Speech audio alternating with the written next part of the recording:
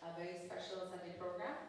We are extremely excited and honored today that we have a special guest joining us for our Sunday program, and it is His Grace Radhika Raman Prabhu. Yesterday we had Radhika Raman Prabhu is visiting us for this weekend. We had our first session yesterday with him, and today we have our Part-2 session. Quick introduction to His Grace Radhika Raman Prabhu. Prabhu has been practicing this path of Krishna consciousness ever since he was a young child. And Prabhu, materially, professionally, he is a professor of world religion at Utah State University. Prabhu is a noted Vaishnava scholar, author, teacher, and has given seminars all over the world on various aspects of Krishna consciousness. This weekend, the topic that Prabhu has chosen to enlighten us on is how to pray, tips for talking to Krishna. Earlier today, Prabhu did a very nice session with our youth on world religion and how to understand Hinduism and Vaishnavism context of religion, and now Prabhu is going to be doing the Part-2 of the session that we had yesterday. So thank you so much, Radhika Raman Prabhu, for inspiring us and teaching us how to pray the right way. And we're so grateful to have your association back here at ISKCON of Ram Rock. So let's loudly chant the Mahamantra to welcome Prabhu. Hare Krishna, Krishna Krishna, Hare Hare, Hare Rama, Hare Rama, Rama Rama, Hare Hare. Hare Krishna.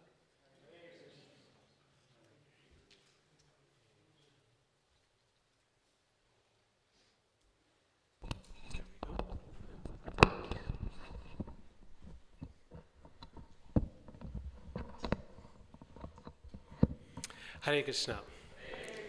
So it's really good to be back. How many of you were here for yesterday's first part? Just so I know how many. Okay, good number. Most people here. In the first session yesterday, we talked about, the whole thing is called Tips for Talking to Krishna. And yesterday's session was focused on when we have something to say to Krishna or ask from Krishna or tell him about, then how do we approach him? And there were 3 primary steps that we talked about. Anyone remember what they were? What was the first step? Someone said it, yes. Yes, namaha, offering obeisances, right? That first we offer our respects to Krishna, our obeisances, and we talked about the different levels of offering obeisances, what that can mean. There's just honoring God's dominance or supremacy. There is, at a deeper level, offering of our false ego towards the Lord. And at a yet deeper level, it's offering of our body, mind, and words to Him. And ultimately, offering of our heart to Krishna, right? So we talked about the different levels of obeisances. Then the next step after namaha is glorification of Krishna, praising Him, spending some time talking about Him before we talk about ourselves. And then the third step is, and then we can ask Him, right? Then we can make our request to Him.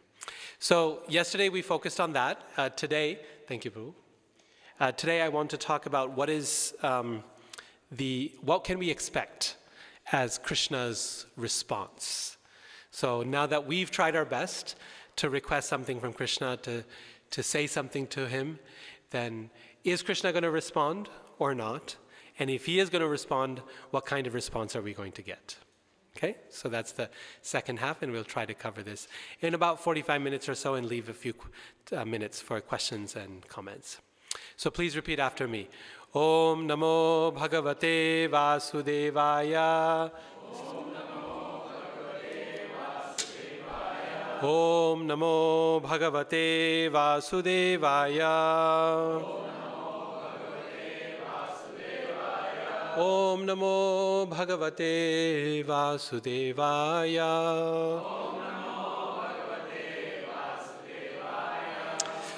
Okay, so Krishna responds in many different ways. In the story of Prahlad Maharaj, Krishna responded by coming as a half man, half lion from the middle of a pillar and destroying Hiranyakashipu.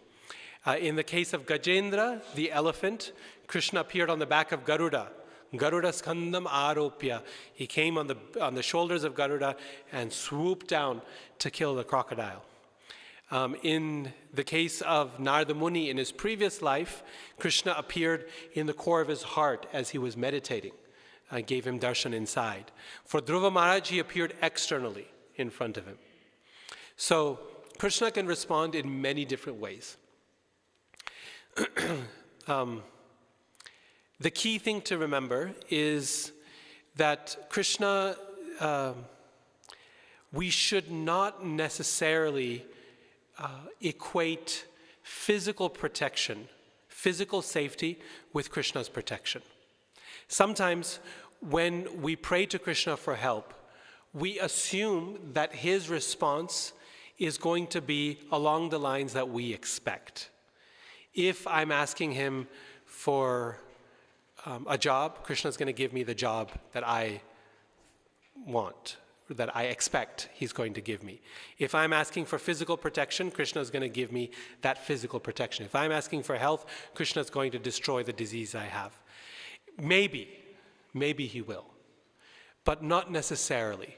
Krishna's protection comes in many different ways. And no one can understand the nature of that protection other than the devotee and Krishna. We looking on from the outside, we may look at a devotee and say, this is a person is a wonderful devotee, and they pray so nicely to Krishna, and look, Krishna didn't protect them. So what's he doing? But we don't know in the relationship between Krishna and that devotee what is going on between them and how is Krishna protecting them. I know one senior devotee, wonderful person who lives in Europe, and Srila Prabhupada's disciple. And he was telling me that some years ago he was diagnosed with cancer. And I don't remember the exact type of cancer it was, but it was internal. And he was diagnosed with cancer, and he remembers that he was telling me how when he was first diagnosed, the first thing that came to his mind was, how could you, Krishna? How could you do this? I've spent my whole life serving you, and he really has, like full-time, dedicated service to Krishna. I spent my whole life serving you, and this is how you respond? This is how you repay me? This is how you thank me for that service? And when he was first diagnosed, the scan, he finished the scan, and he remembers going, hospitals are very sterile places, for good reason, of course. You want them to be sterile, but they're also very disheartening in that way. And he remembers going down into this tunnel that linked one building in the hospital to another. Long, white tunnel, white walls, white floor, and these fluorescent bulbs, and like an endless tunnel. And he was thinking, I'm completely alone. I'm completely lost. Right? Where is Krishna? Where is he? And he felt like this for some time. And then the next time he went back to the doctor, and the treatment was going on and everything, and the cancer was in remission. And the doctor said, one thing I want to tell you, I don't know if I told you this earlier or not. Had your cancer been discovered even a week later than it was, it would have reached this organ and it would have been incurable. I don't know why you came in to see a doctor. It wasn't for cancer. And I don't know what made that doctor, who is not a cancer specialist, think that there may be a deeper problem. But whatever happened, there's someone looking out for you. And he said, in that moment, all these emotions came rushing towards Krishna. Like, how could I have questioned you, Krishna? I'm so sorry that I felt this way. You were always right there with me. And he felt so much gratitude in his heart as a result. So, did Krishna protect him? Well, from his perspective initially, and from someone watching on the outside, well, no. Well, how could Krishna do this? But the reality was, for whatever reason that was meant to come, right? Krishna says in Bhagavad Gita, Dukhalayam ashashvatam. This material world is a temporary place and it's full of misery. Krishna never promises that this world is going to be a cakewalk. He never says it's going to be really easy for my devotees. And I promise you there's never going to be any trouble. No, he makes it very clear. You've come to this world by your own choice. It's a troublesome place. So Krishna doesn't promise perfection or an easy way, but he does promise that he's always there for his devotee. And sometimes being there for his devotee means he will protect them physically. And other times it means he will protect them spiritually. In this case of this devotee I told you about, Krishna protected him physically. After some time, he had to go through some struggle, but then Krishna protected. In another example, Krishna didn't. And this is the example of, perhaps you know him, His Holiness Kadambakanana Swami, right? A wonderful Vaishnava sannyasi in ISKCON. The last time I met him, it was in Salt Lake City during the Sadhu Sangha festival. So not last time, the time before it. Sadhu Sangha happened in Salt Lake, in Utah, which is my home state. And at that time, Maharaj had not announced it. He didn't want to announce it because he didn't want Sadhu Sangha to become a sad event. So he didn't. But we were talking on the sidelines of the kirtan, and he said, I don't know how the topic came up, but he said, I'm diagnosed with cancer, and there's no hope for treatment. It's all over my body, right? It's metastasized. And I was shocked, and of course, very concerned and sad. And Maharaj just said, no, you don't have to worry. I'm ready. I'm happy. I've done what I want to do for Krishna in this life, and I'm ready to go. I'm ready to go home, and I have no regrets. I'm actually looking forward to it. And the confidence and the joy with which he said it, it couldn't have been fake. Right? No one can fake that. Not when you have stage 3 or stage 4 cancer. You can't fake it. You can't fake happiness. From the world's perspective, did Krishna protect him? No. He passed away. So how could Krishna do that? But from his perspective, from the devotee's perspective, Krishna protected him 150%. Krishna was there with him till the very last breath, and he became closer and deeper in his relationship with Krishna every minute till the day he passed away. Right? So we can never know what form Krishna's protection comes in. Only the devotee and Krishna can know in their relationship. And this is why Bhagavatam gives us so many examples of the different ways in which Krishna protects his devotees, in the different ways in which he answers prayers. There's no stereotyped way for Krishna to respond. But the one thing we should be confident about is Krishna will only give us a test that he thinks we can pass, that we can succeed.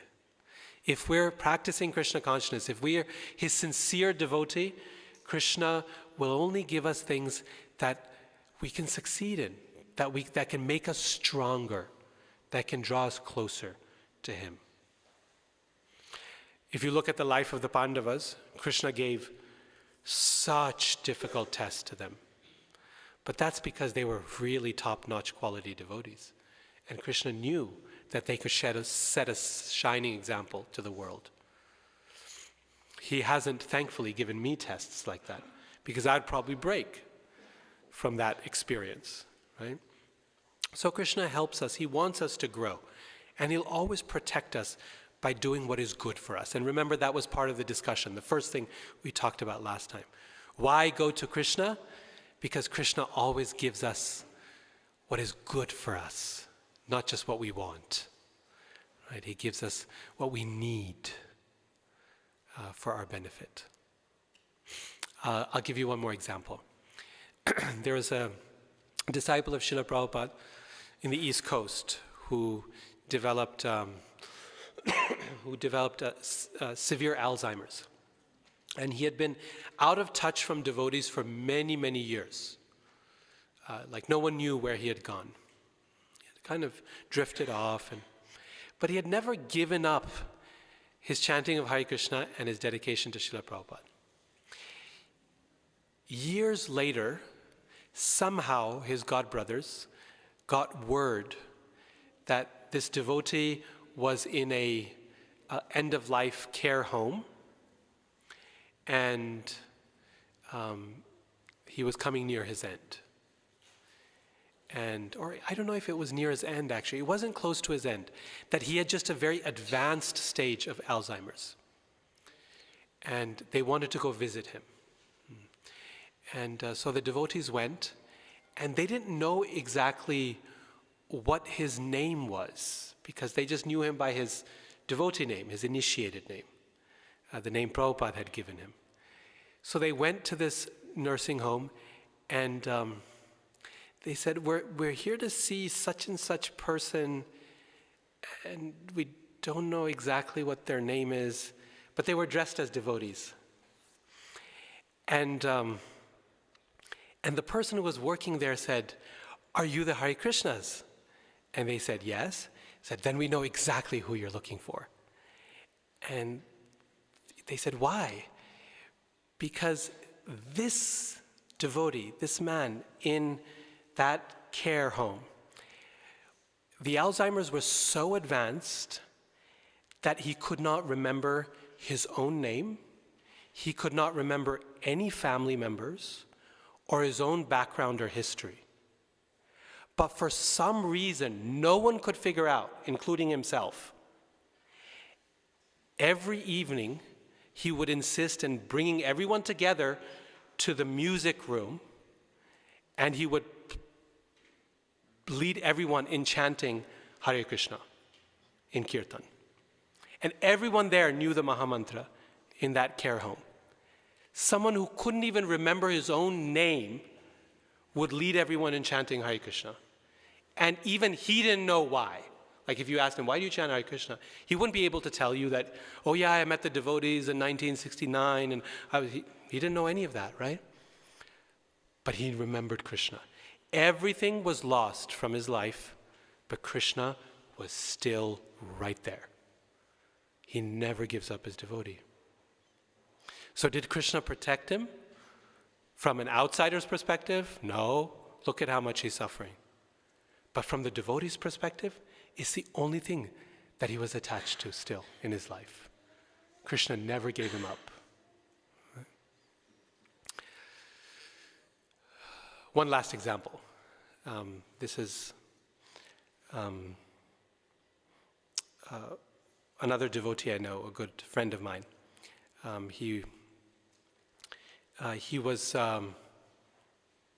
grew up a Catholic and was struggling a lot in his teenage years, really struggling. And so much so that he was thinking of taking his own life. He was so frustrated with life and so on. And one day he went into church and he said, I know I've not been a good Catholic. I know I haven't done what I'm supposed to. But if you really are there, God, if you're really there, then this is your chance to show me. Because this is my last straw. I can't handle this anymore. You please show me that you're there. And he made that prayer. He came out of the church, turned around, and the first person he met was a devotee, and the first book he handed him was Krishna book. And big picture of Krishna there, the Supreme Personality of Godhead.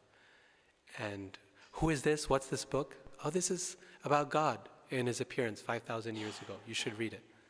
And in that moment he knew, okay, there's someone up there.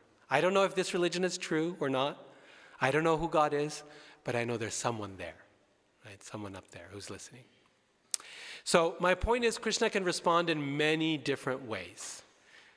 There's no stereotyped way for Krishna to act in the lives of his devotees or in the lives of anyone. And if we expect Krishna to descend on the back of Garuda, he may not come that way. Maybe, but we have to be open to hearing what Krishna's response is to our prayer. Okay, so what can we expect? What can we expect? I think a really good example for us is the way that Krishna responds to the demigods, the devas. The demigods like Indra and Varuna and Agni and so on. In many ways, they're like us. They're so much more powerful and glorious and everything than we are. But they're also sakama bhaktas. That means they come to Krishna with some material desire. They're not in pure devotional service. And we also, sometimes, as we discussed yesterday, we come to Krishna with some material tinge, right? Some mixture of material and spiritual desire. So in many ways, the way that Krishna responds to them provides a nice measuring stick for what we can expect in our lives. So when Hiranyakashipu, the father of Prahlad, the great demon, when he was terrorizing this universe, then the demigods, they all went to the shore of the ocean of milk to pray to Lord Vishnu for help, as they normally do. And they could not see Krishna. They just prayed in his direction, it says. Namo tasyai kasthaya, it says. We bow down in the direction of the Supreme Lord. Because they could not see him. They just knew that he was that way. Right? It's like when Muslims pray, right? They always bow down in the direction of Mecca. Right? So they were bowing down in the direction. Namo tasyai kasthayai. In the direction of the Supreme Lord. And they presented their plea to him. This Hiranyakashipu is making the whole universe miserable, including us. Please help us. And in response, they heard Krishna's voice speak to them. They didn't see Krishna even then. They heard his voice. So this is the first lesson to keep in mind. That when Krishna responds, we shouldn't expect anything too dramatic. Sometimes when we pray to God, we want like a really dramatic sign to show up where Krishna's listening and he answered my prayer. The flower will fall from Radharani's hair and then I will know, right? Maybe, sometimes. Most of the time, Krishna doesn't show up as dramatically as he did for Prahlad Maharaj, out of a pillar, tearing apart. No. Usually, it's more subtle, the way that Krishna responds. He comes, we'll hear his voice. Prabhupada says in the purport that people are very eager to see God, but they should remember that hearing his voice is as good as seeing him directly. And we too, when we have a prayer, we can hear Krishna's voice. Krishna's voice comes to us in the form of Guru, Sadhu, and Shastra, in the form of scripture, in the form of the words of the spiritual master, and the form of the help, advice, and support that we get from our community of devotees. I don't know if you have had this experience before. I've had this experience where if I'm really struggling with a question or a problem or a difficulty of some kind or debating different options, and I'm really out of possibilities, then sometimes I'll just pick up a copy or one volume of Srimad Bhagavatam and say, I just have to read. I have to hear Krishna's voice. You put in a prayer and you pull something out.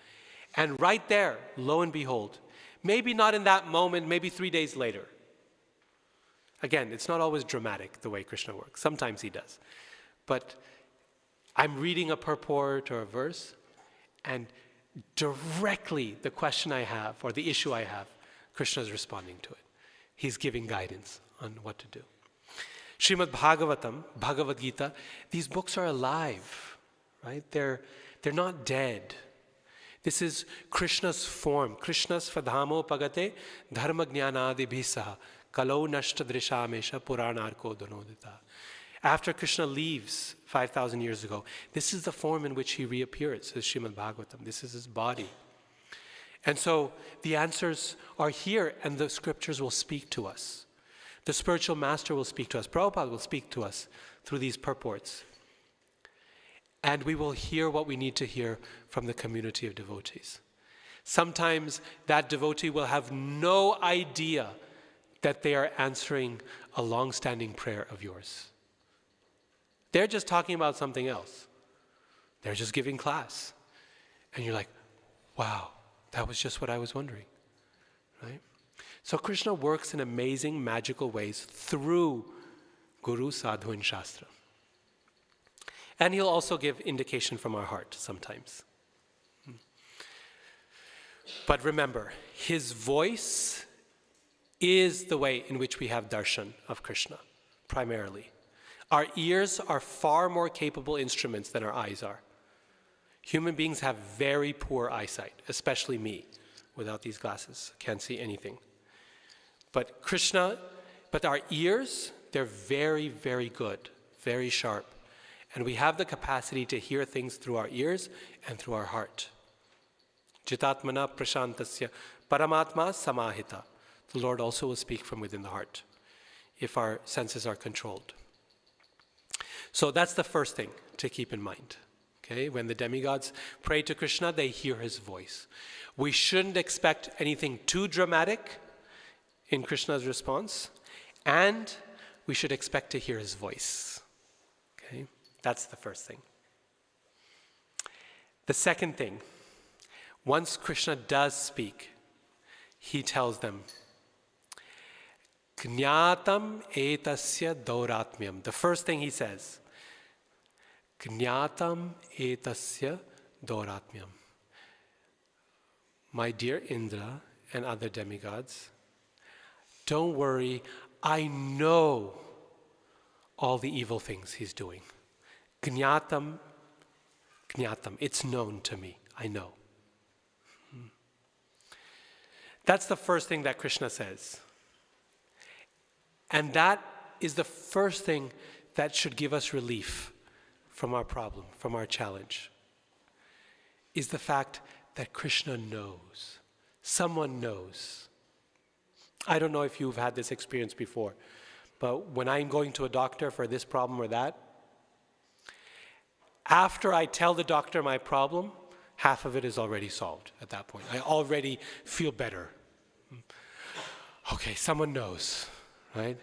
And so far the doctor hasn't said that I'm going to die. So, okay, better, right? Just, you get some relief from the fact that Krishna not only knows, but he understands.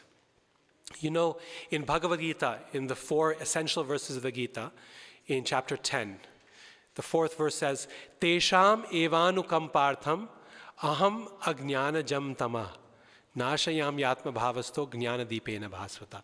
To those who approach me, Krishna says, with sincerity, with love, Tesham evanukampartham. I, out of compassion or mercy for them, light the lamp of knowledge within their heart and show them the path by which they can come to me. The word that Krishna uses there is anukampa. Anukampa. Tesham eva anukampartham. The word anukampa means, kampa means to tremble. And anu means with or after. Anukampa means mercy or compassion. It means to tremble with someone. Means if you're in pain, then I feel your pain. that's called anukampa. It's actually the same structure as the word compassion in English. Passion means to suffer, and kam, that prefix means with. To suffer with someone is compassion. Anukampa. When someone is happy, they tremble in excitement, and Krishna trembles with us. And when someone is scared, they tremble in fear, and Krishna trembles with us. And when someone is in pain, they tremble from that pain, and Krishna trembles with us. That's the first thing he tells the demigods. Jnatam, I know. And Krishna just doesn't know intellectually, theoretically. Oh yeah, I know you're going through that. He knows very deeply. Why? Because he is in the core of everyone's heart. He is antaratma. He's the soul of the soul. He practically knows us better than we know ourselves. So when we're in pain, Krishna knows. When we offer a prayer, he knows. He's right there trembling with us. Anukampa. That is the first thing that should give us relief. Whether we have a solution yet or not, we should be relieved. Krishna, the one person who can solve our problem, knows what the problem is. That's the first thing he reassures them. Whew, the demigods are relieved. He knows, Krishna knows now. He says, Jnatam etasya dauratmyam daiteya apasadasya yat. He says, I know the misery that this person is causing you, Hiranyakashipu. Apasadasya, he says. Then, after he says that, he makes a promise to them. He says, Tasya shantim karishyami. And I promise, I will deal with Hiranyakashipu. I'll make him peaceful. He says, Tasya shantim karishyami. I'll make Hiranyakashipu peaceful. So Krishna says, I know. Then he says, because I know, I promise I'll do something about it. And that's not an empty promise. Krishna promises this over and over and over again in Bhagavad Gita. He says, Kshipram bhavati siddharmatma shashvat chantim nigacchati konteya pratijanihi name bhakta pranashyati. He says, my dear Arjun, you declare it boldly that my devotee will never perish. Then he says, Ananyas chintayanto mam ye jana paryupasate tesham nityabhiyuktanam yoga kshema vahamyaham. I will carry what they lack. I will preserve what they have. He says, Bhavami nachirat partha. Very quickly, Arjun, he says in the 12th chapter, I will protect them. I will comfort them. Nachirat, I don't take a long time to help my devotee. Then again he says, Sarva dharman parityajya mamekam sharanam vraja aham tvam sarva papebhyo moksha yishyami ma shucha. Don't lament, don't fear. I will protect you. I will liberate you from your trouble. Krishna promises this over and over and over again in Bhagavad Gita, not to mention all the places he promises in Srimad Bhagavatam. And also in the Ramayana, he tells Vibhishan, Sakrideva prapanno yas tavasmiti cha yachate abhayam sarvada tasmai tadami etad vratam mama. He says, this is my solemn vow. Everyone's debating what to do with Vibhishan because he's the enemy's brother and he's come to join Lord Ramachandra. And most people want to kill him or at least imprison him for safety reasons. And Lord Ram says, he listens to everyone's opinion. And then he says, actually, I've already made this promise long time ago. Etad vratam mama, this is my vow. That if someone comes to me even once, sakrid eva, prapanno yas, right? Remember prapanna, namaha? And says, tavasmi. Krishna, I am yours. Tava asmi. I belong to you. I'm yours. If someone seeks my shelter and says just those two words with a mood of surrender, Abhayam sarvada tasmai dadami. I give them protection every day of their life. Etad vratam mama. This is my promise, my vow. And Lord Ram's vow means something, you know. He spent his whole life fulfilling not his vow, but his father's promise. So what to speak of him keeping his own vow? And even Krishna, he's not so good at keeping his own vows. Krishna does all kinds of things like steal butter and steal the gopis' clothes, and he's known as a thief and so on. But the one thing Krishna never fails in is in protecting his devotees. He might try to get out of everything else, but that's one thing he never fails in. This is why he gets the name. What name does he get? For being infallible in protecting his devotees. Achyuta, right? Achyuta. Always protecting his devotees without fail. He will break his own promise not to fight in the battle of Kurukshetra, not to pick up any weapon, just to protect Arjun, his devotee, when he's in danger. So this is what he tells the demigods. Jnatam, I know. And then he says, Tasya shantim karishyami. I promise, I'll take care of him. But then he says the most difficult thing. He drops the difficult thing then. He says, and until I'm ready to deal with him, kalam tavat pratikshata. Until that time, you have to wait. And that's probably the toughest thing about Krishna's response to our prayers. He knows, and hopefully we know that he knows. We've experienced enough in life to know that Krishna knows. And we know that when Krishna deals with something, he deals with it perfectly, 100%. But the rub is always in this last part. Kalam tavat pratikshata. Wait until that time when I'm ready to deal with it. And that's difficult. Because we want Krishna to act right away. Because our trouble is now, not next year, right? It's now. So I can't wait. How long do I have to wait? Why? Why does Krishna make us wait?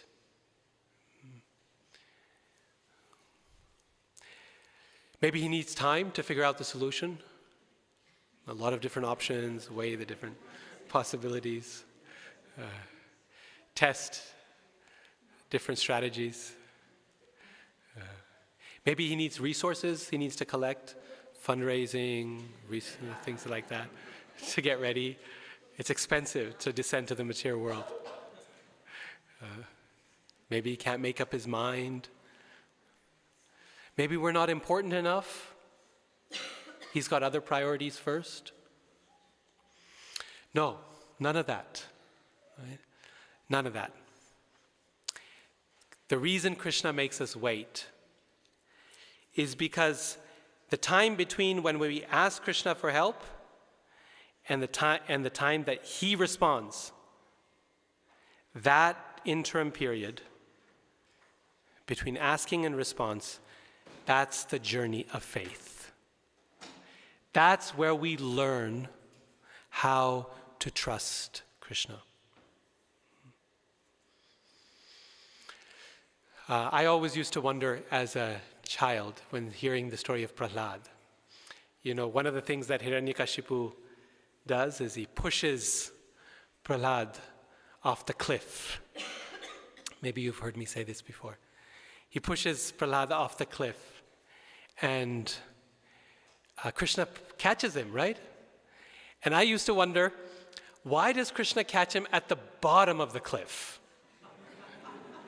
Maybe you've seen this picture, right? They're up there, the henchmen, Hiranyakashipu's henchmen. They push Prahlad, and he's halfway down, like upside down, falling. And Krishna's down below, waiting for him. why does Krishna catch him at the bottom of the cliff? Why doesn't he just catch him right as he falls off? Or maybe even just knock the people trying to make him fall off, knock them off the cliff, so he doesn't even have to fall off. Right? Why doesn't he act? Because that journey down the cliff, as we're falling, that's the journey of faith. That's the test of faith. As all of us, in some point of life or another, we're falling down the cliff. And we're thinking, Krishna will protect me. And a quarter of the way down, I really hope Krishna will protect me. And half the way down, Krishna, when will you protect me? And 3/4 of the way down, is there a God? Does he even exist? Right. And then at the very last minute, the very last possible minute, Krishna will catch us. And then at that point, the devotee thinks, Krishna, why did I ever question you? You were always right here for me. How could I think you were not there? And gratitude from the heart of the devotee just boils over, right? It overflows the grateful heart. How did I ever question you? You know this beautiful song, Christian song called Footprints in the Sand? Have you heard this song before? Yeah. It's a very, very nice song. It says, I don't remember the exact words, but a person is singing to God, it's a hymn, and saying that all throughout my life, Lord, I always saw that there was always 2 sets of footprints in the sand. You were always right next to me. Every step of my life, my childhood, my youth, I saw how you were helping. But in the most difficult periods of my life, your footprints were gone. Where were you? I look at my life and there's only 1 set of footprints. And then God responds in the song. And he says, yes, those footprints are not yours, they're mine. Right? So the point is, Krishna will carry us. He does carry us. But he waits. Think about Draupadi. How long Krishna waited before he helped her. The whole game of dice happened. She got staked. She got dragged into the assembly. She was humiliated, insulted. At the very last minute, when no one could help, right? First she tried everything. She reached out to the king himself, Dhritarashtra, to the elders, Bhishma and Drona. She looked towards her husbands, 5 husbands, and none of them would stand up to protect her. Then Krishna says, okay, now you only have me. So I'm going to do my job. At the very last minute, Krishna protects her, gives her unlimited cloth. Right? This is the story of a devotee's life. If you look at the Brajabasis and King Indra, right? Very end, when nothing else is working, they all come to Krishna, and Krishna lifts the mountain, Govardhan. He'll do amazing things, but kalam tavat pratikshata. But you have to wait till the time Krishna is ready to act. And every time he does this in our life, that journey down the mountain, the fall down the mountain becomes easier. Every time he does it, the next time he does it, we think, Krishna did it last time, he's going to do it this time. And we're still nervous and we're still frightened and we're still wondering, but we remember the experience last time.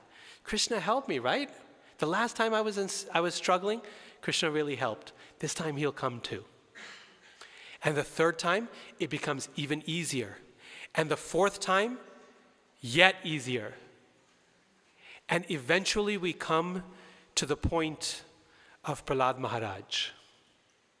Do you know how many times Prahlad Maharaj asks Krishna to help him, to protect him from his father's onslaughts in Bhagavatam? 0. Not once.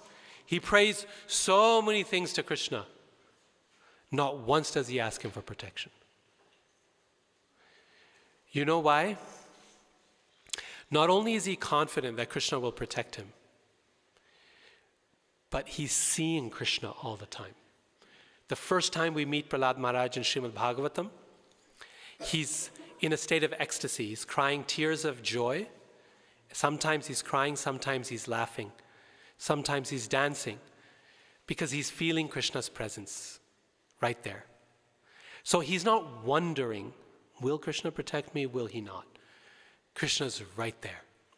When Prabhupada was going on the Jaladuta, when he crossed the ocean at the age of 70 to come to the United States, it was a very difficult crossing initially. The Atlantic was very turbulent. And Prabhupada suffered 2 heart attacks in 2 consecutive days. And in his diary on those 2 days, there's no words. It's just a long cross line. You can read his diary in the original. It's reprinted with his own handwriting. BBT has printed, called Jaladuta Diary. It's really one heavy line across those 2 days. There's nothing to write. Right? It was a very difficult experience. Then on the 3rd day he writes. He says, these 2 days were something like this. He says, these 2 days were very difficult. And if a 3rd will come, I do not think I will last. But today, my dear Krishna, you came to me in a very wonderful way and showed your presence before me. And that he was writing because that night he had a dream of Krishna. And Krishna was the captain of the ship. And all his incarnations were on the ship as well. And they were rowing the ship to where he needed to go, right? So Krishna was reassuring him, don't worry. And from that day on, the crossing, the Atlantic, became completely peaceful. And the captain even said that I've never seen such a peaceful crossing of the Atlantic. So the point is, Krishna makes his presence clear. For Prabhupada, he was right there. Right? There was not a long journey down, because he felt Krishna's presence immediately. And he didn't know how Krishna was going to protect him. One possibility that day was that Krishna was going to protect Srila Prabhupada by bringing him back home, back to Godhead. That was a possibility. Like I said, Krishna doesn't always protect physically. But Krishna protected in a different way. Either way, whether he took him back to Godhead or protected him there, Prabhupada was not worried about Krishna's protection. Because in the course of his lifetime, he had seen Krishna protect him again and again and again. He was confident. Queen Kunti, in her prayers, she does exactly the same thing. She's remembering, this is the end of the Mahabharata, and in her prayers she's remembering, Krishna, I remember the time that you protected us from that house of lac which came up in flames. You helped us escape safely. I remember the time you protected my daughter-in-law from that horrible assembly of sharks, the game of dice. I remember the time when you protected us on the battlefield, which was a horrible place to be, and everyone, arrows flying in all directions, and you protected my sons there. And I remember the time you protected us from Durvasa Muni, when he came to the forest with his 10,000 disciples and we had nothing to feed him and he would have cursed us. And you protected us. She's remembering all the times Krishna protected. And therefore, she is so confident of Krishna's protection that she says very famously, Vipada santuta shashvat tatra tatra jagadguru bhavato darshanam yatsyat apunar bhava darshanam. She says, Krishna, may all those calamities come back again and again and again. Because every time they came, I got to see you. And if I get to see you, then I don't have to see this material world again. She's praying like this not because she enjoys suffering. Devotees are not masochists. They don't enjoy suffering. No. It's because she's so confident at this point of Krishna's protection, like 108% confident that she can ask Krishna for trouble and she's not afraid. We can't. I mean, I can't at least. I'm not at that point where I can ask Krishna, please give me more trouble. Because I don't have that level of faith, of confidence. But I have some, right? I have some. And you have some. In the course of our life, as we pray to Krishna, and as Krishna responds, in his own way, in his own sweet time, as Krishna responds, it becomes one more incident in our personal library of Krishna's pastimes in our life. His leelas in our life. It becomes one more thing, right? In our personal Bhagavatam. Krishna did this, and then he did this for me, then he did this. And as that library grows, Krishna helps us in more and more amazing ways, then our faith in him grows, it increases. And then something amazing happens. Those prayers where we were asking Krishna for this or that, they disappear. And rather, the prayers just become an expression of gratitude. Now, when the devotee comes in front of Krishna, it's not so much, Krishna, can you help me? Krishna, will you help me? But Krishna, thank you for helping me. Thank you for doing everything you do. Good or bad, easy or difficult, whatever you send my way. And a devotee's life becomes saturated with that gratitude. It becomes the primary mode of prayer. And you see this with Queen Kunti. She's just overflowing with gratitude for everything Krishna has given her, despite the fact that she probably has one of the most difficult lives that we can imagine, more difficult than most of our lives. Every stage of her life has been a struggle. And yet, the only thing she can feel at this point is thank you, Krishna. What an amazing form of gratitude. We all know how to be grateful for the good things in life, right? That's we're taught, hopefully, as children. Be thankful for the good things. Count your blessings.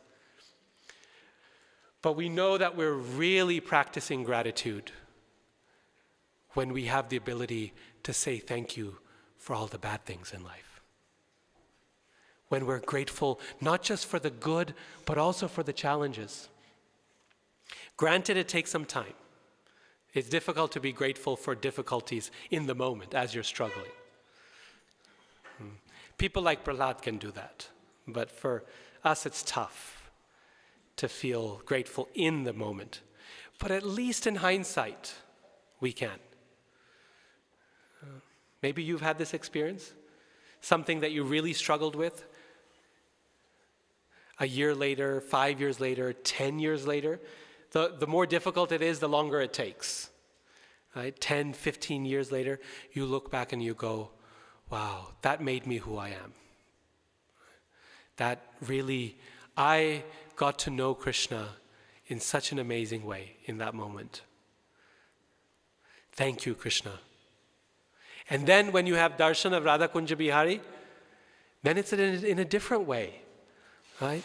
You look at him and you think, Krishna, you and I, we've been through something together, right? I know you.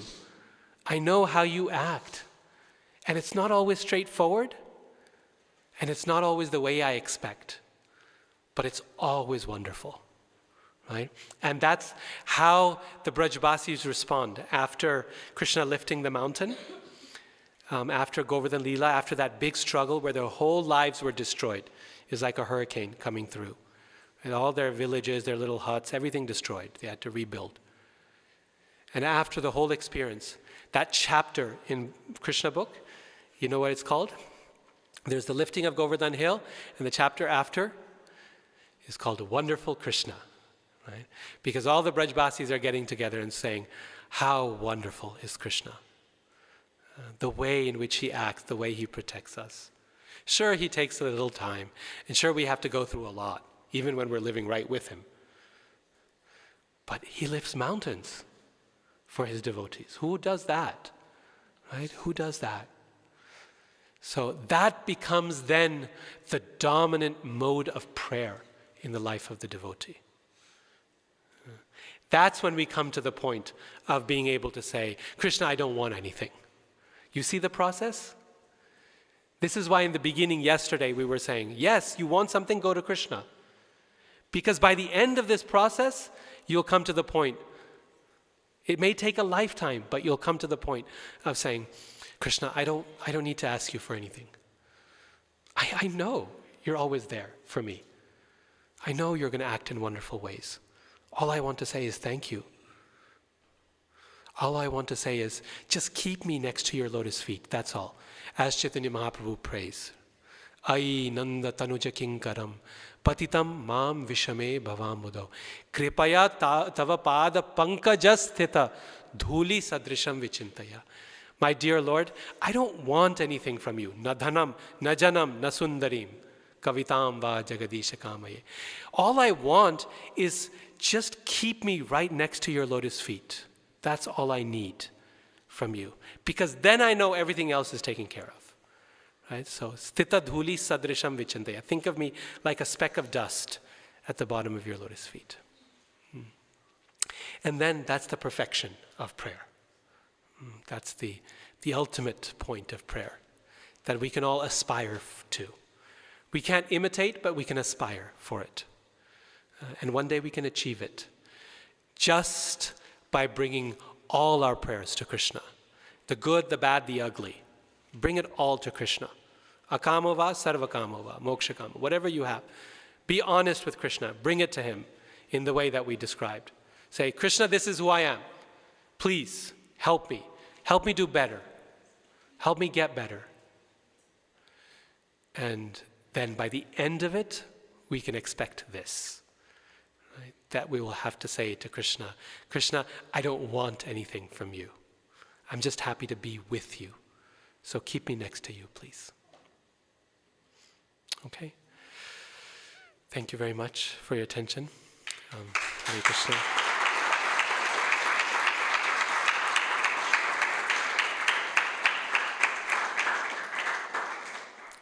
So we have about 5 minutes. If anyone has any questions or comments or realizations to share, maybe Krishna has acted in these interesting ways in your life as well. Whatever you have, please feel free. Yes, Prabhu.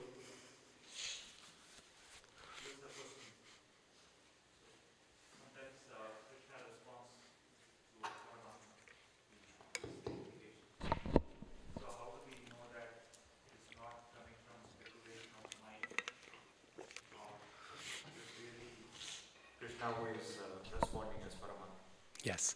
How do we know that Krishna is speaking and not our own mind from the heart when we sometimes feel like Krishna is giving some guidance in the heart? It's a very good question, right? Because even terrorists feel that God is helping them and guiding them from within the heart. So, you can never be sure. You have to be sure, actually, before you act, just based on that. So 2 things. One is, any guidance that we feel that Krishna is giving, Krishna will guide us from within the heart. That's a fact, because he's always there. He says, Bhagavad Gita, he says, Bharta bhokta maheshwara paramatmeti chapyukto dehismin purushapara upadrashta anumantacha bharta bhokta maheshwara. He says, I'm in everyone's heart and I'm observing everyone's activities. And I'm giving permission and I'm giving inspiration from within the heart. So Krishna will always do that. But the key thing to be sure is 2 things. One is any guidance that we get from Krishna should be verified from any guidance we get internally from Krishna should be verified with guidance we get from Krishna externally. So we feel some inspiration. Krishna wants me to do this. Then we check. Is this what Krishna asks in the Shastra? Because if he doesn't, then, it's very risky behavior. That's the bottom line, right? Krishna is encouraging me to rob or steal, Right? Is there in Shastra that instruction? No. Okay, be careful. Right? Shastra gives us the baseline. Then we check with other devotees who we respect and we trust. We check with our spiritual master. Is this good? Is this what Krishna wants me to do? And if we get that confirmation, Parashara Samhita says that we should, Dharma Shastra says that we should check with 6 devotees. 6 devotees. And if the 6 devotees agree that this is something to do, then we're pretty safe. Right? Even if we do something wrong and we go to hell, at least we know there'll be 6 devotees with us in hell also. Right? So, nice place to spend our time. So, always confirm externally what we feel internally. And the second thing is, the more purified we are in mind and body, the more self-controlled we are, the more we can trust the voice we hear of Krishna in the heart. Because right now there's a lot of frequencies inside. There's our mind speaking, our lust, anger, and greed speaking, our desire for prestige speaking. There's all these frequencies, and we can't quite tune it to Krishna's frequency. But once the noise dies down, and how does the noise die down? Krishna describes in Bhagavad Gita, he says, Jitatmana prashantasya paramatma samahita. That if we want to be paramatma samahita, that is connected to the Paramatma, 2 things, Jitatmana prashantasya. We have to be peaceful. Why? Because Jitatmana, we have conquered our senses. If someone has conquered the urges, vacho vegam, manasa krodha vegam, jiva vegam, udarupastha vegam, etan vegan, if you've conquered the urges of lust, of the urge to speak, the mind's demands, anger, the urges of the tongue, belly, and genitals, right? Then we can trust that the voice that we're hearing is actually Krishna's voice. And to the degree that we have controlled our senses, to that degree we can hear. And we will experience this in our practice of Krishna consciousness. Right? We'll start to feel Krishna's, as we advance, we'll feel Krishna's guidance more. He'll tell us, this is what I want you to do. And we'll be able to trust it. And when we verify it, it comes out to be right. Right? As we advance, as we progressively move ahead. Yeah? Okay. Yes, Prabhu?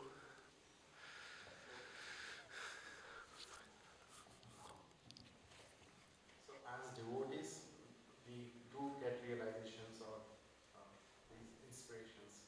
So, for instance, so when these kind of inspirations come, like, oh, I was thinking about it and it happened, Krishna is working through me, or we see that.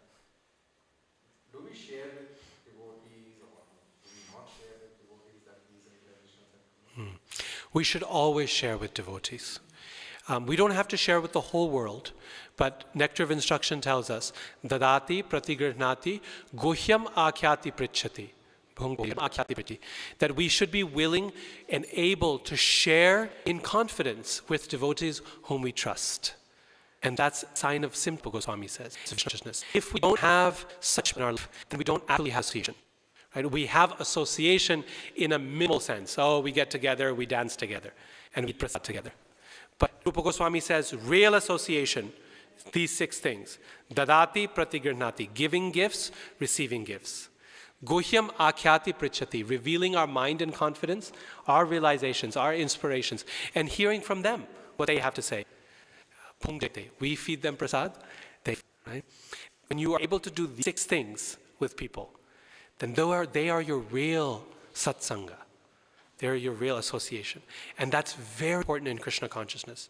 Because then when we share with them, when they tell us, oh, I don't know if Krishna really wants you to do that. I think that sounds like you and your whatever it is. Didn't last year you had the same inspiration and then this happened, you keep changing? Then we can trust them, right? We can trust that this person is my well-wisher and therefore they're speaking like this. Otherwise, we can't trust anyone. So many people will try to put us down or say something, right? But we have to have people we can trust in that way. Very important in our life. Yeah. Other questions, comments? Yes, Prabhu. Prabhuji, you mentioned about the journey of faith. Prabhuji, it is Krishna's test. That test is going to be very tough. Now, should we the test as is, or can we take guidance and kind of lighten it up? Is it okay? Yes, yes, yes. In bhakti, nothing is done alone. Nothing is done alone. Everything is always in association. And the only reason we can ever succeed in those journeys of faith is because we have others to support us, right? Bhakti can never be done alone, and never should it be tried. It's not like if I can do bhakti alone, I'm a better devotee. No, no, no.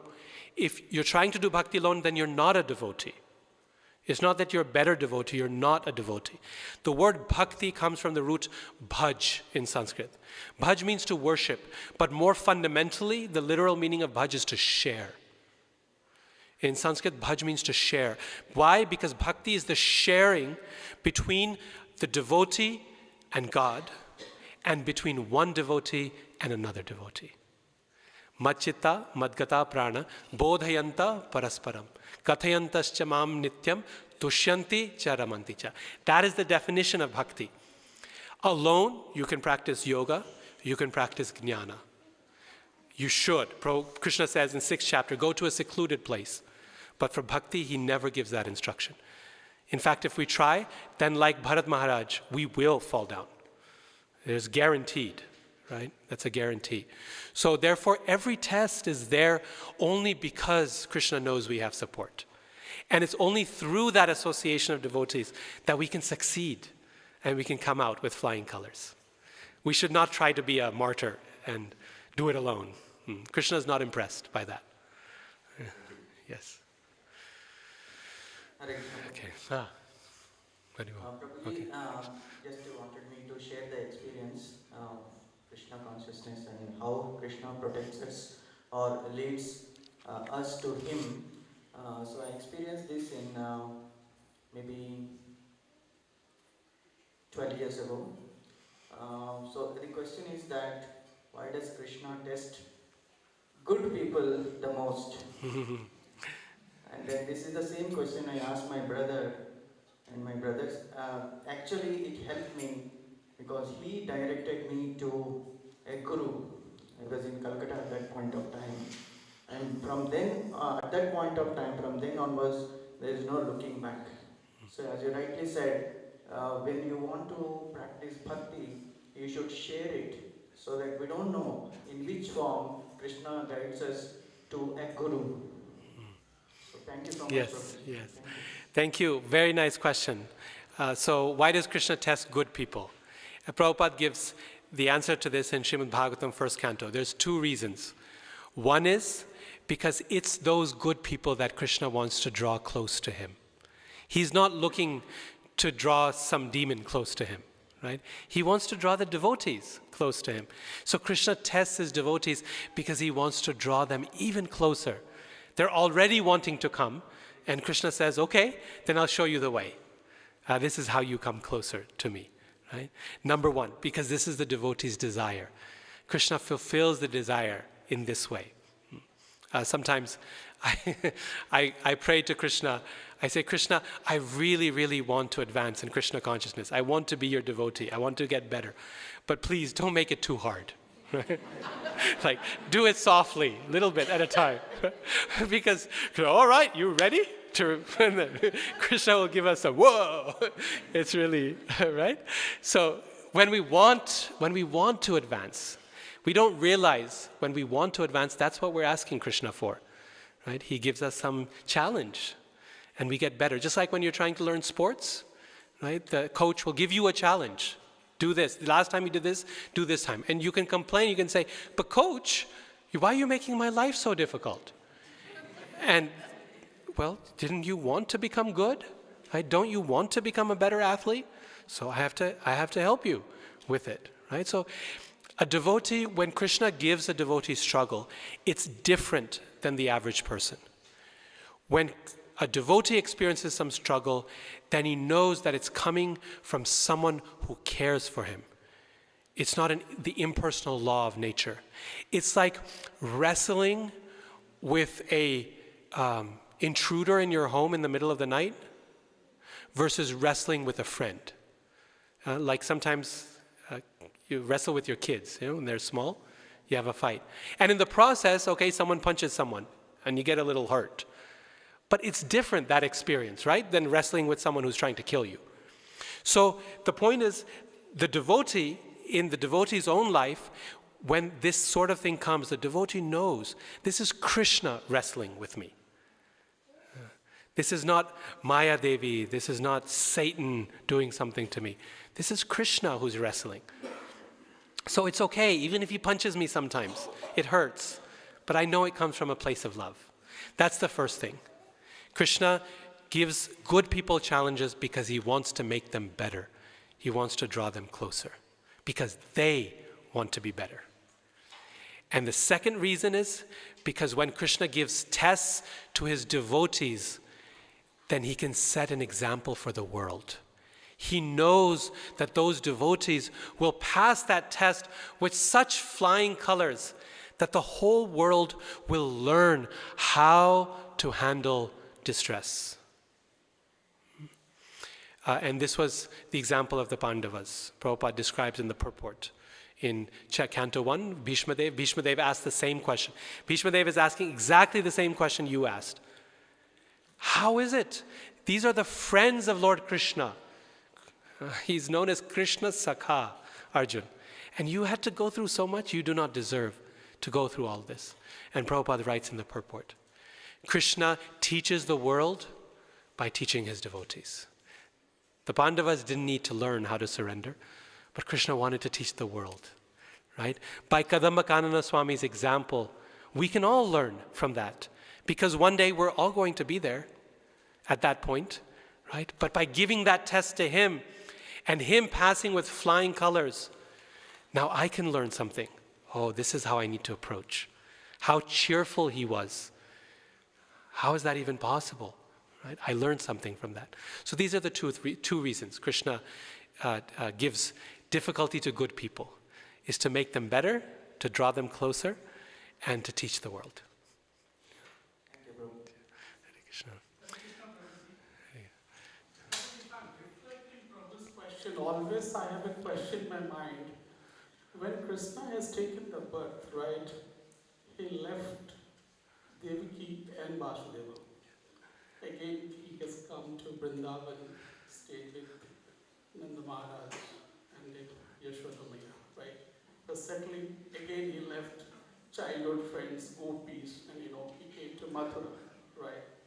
Mathura was trying to settling down, again he was engaged with Pandavas and Mahabharats, right? Same thing if I'm going to reflecting, even in Satyayoga, Ramachandra also did the same thing. Even if I'm coming to Kali Yuga, once in a year Lord Jagannath is coming outside. So the pure devotees, when it is coming, why Lord Krishna is leaving them, or it's a kind of, Yes. That's my question is all Yes. about if I'm going to reflecting all three yogas with the gopis and friends. Yes. Your question has now led us to the highest level of why Krishna gives suffering to his devotees. Okay, everything so far has been at our level. But these examples you're giving are the highest level, which means, why does Krishna give? Krishna's hiding place is darkness. When Krishna hides from his devotees, when he leaves them, that serves only to further intensify their love for him. This is called viraha bhav, viraha bhakti, or vipralamba bhav. Krishna is present when the devotee thinks of Krishna, yes? Because there's no difference between Krishna and his name, Krishna, and thinking about him.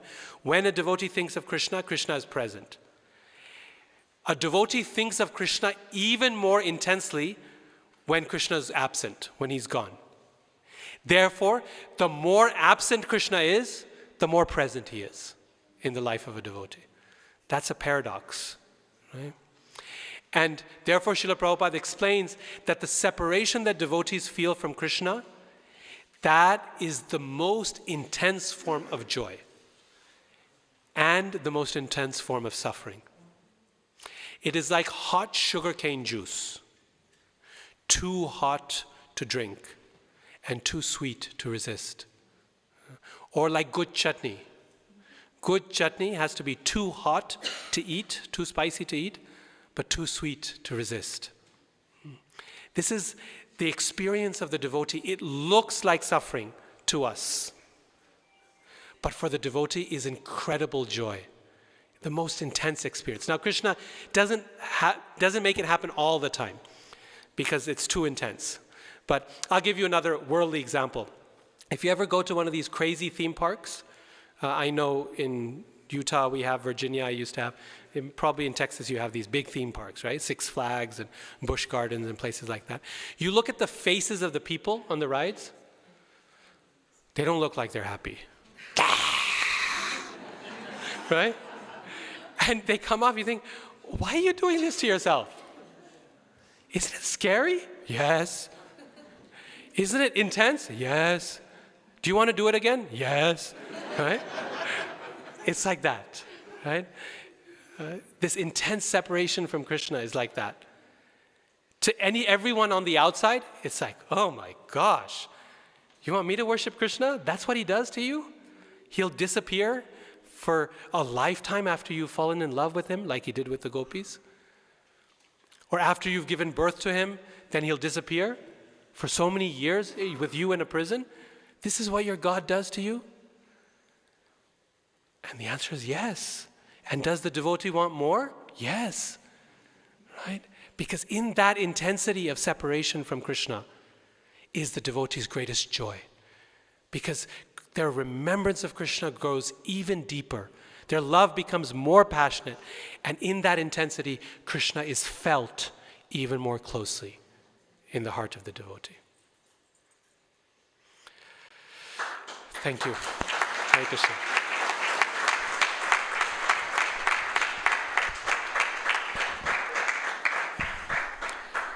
So I want to thank you all very much for your attention and for giving me this opportunity to do some Krishna Katha. As I mentioned yesterday, it's so wonderful to be back here in Austin. It's been now 4 years, I think, something like that. And such a wonderful community you have here. I just want to appreciate such a wonderful temple and wonderful community. Thank you so much for all the service you do for Shri Shri Radha Kunja Bihari. And thank you for giving me this opportunity to do a little seva. Hare Krishna.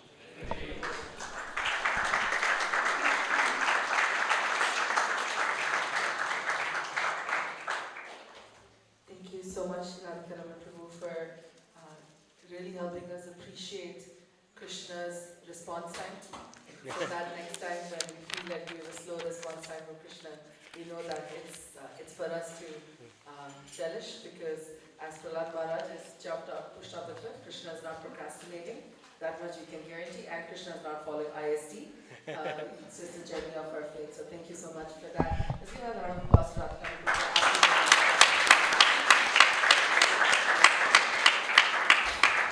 For those of you who are not here earlier, our speaker today, His Grace Radhika Raman Prabhu, is a disciple of His Holiness Hanuman Prakshit Maharaj and has been practicing Krishna consciousness his whole life.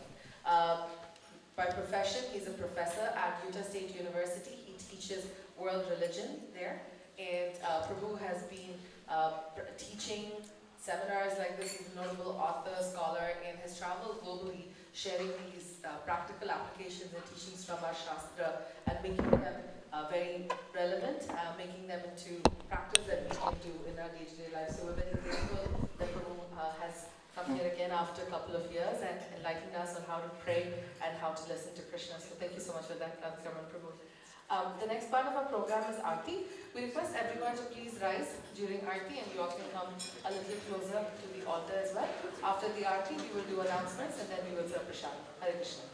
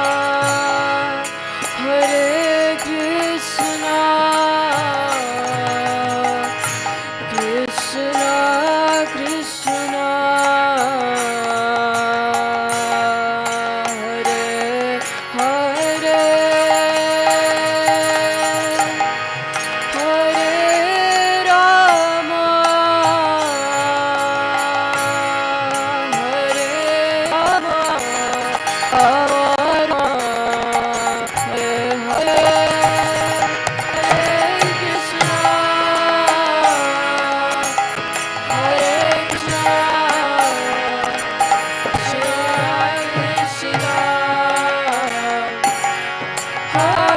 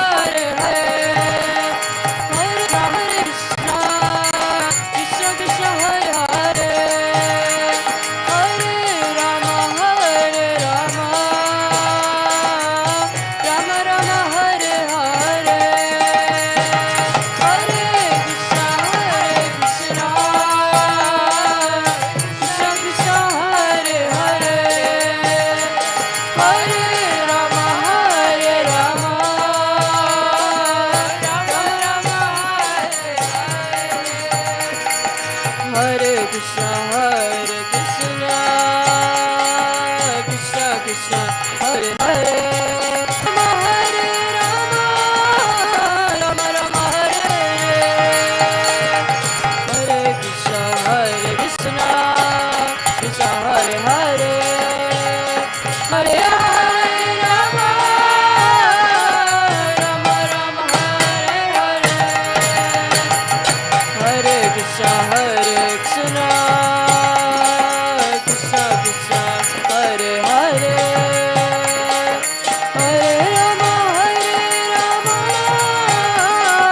Rama Rama Hare Hare, Hare Krishna, Krishna Krishna, Hare Hare, Hare Rama, Rama Rama Hare Hare, Krishna Krishna Krishna, Hare Hare, Ram Ram Hare Hare, Hare Krishna Krishna Krishna, Hare Ram Ram Ram Hare Krishna Krishna Krishna, Hare Hare, Hare Ram Ram Ram Hare Hare,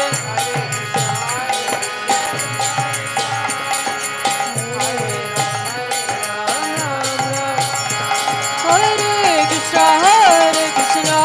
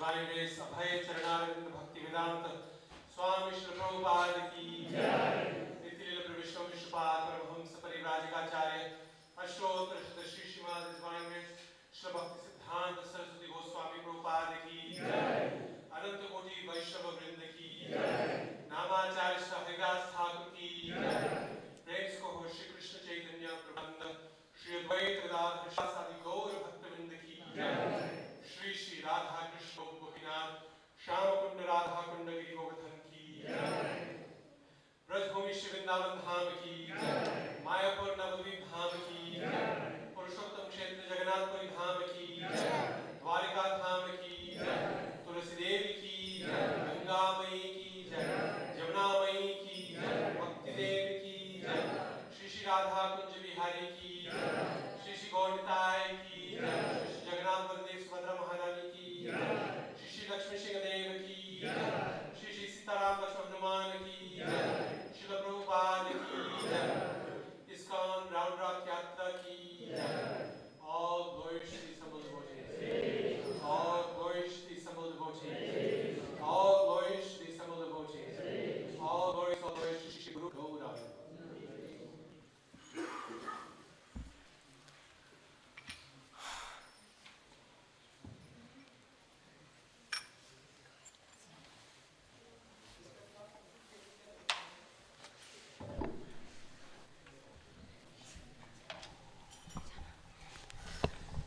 Namaste Narasimhaya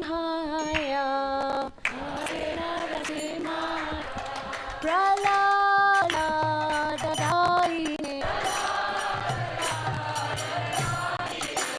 Hiranyakashiposhaha Shimatankana Khalaye Ito Narsimha Parato Narsimha Parato Narsimha Yato Yato Yamita To Narsimha Yato Yato Narsimha Bhakti Narsimha Hridaye Narsimha Narasimha Mahim Sharanam Prapade Mahim Sharanam Prapade Tava Kara Kamala Vare Nakha Adbhuta Shringam Dalita Hirakashipu Arima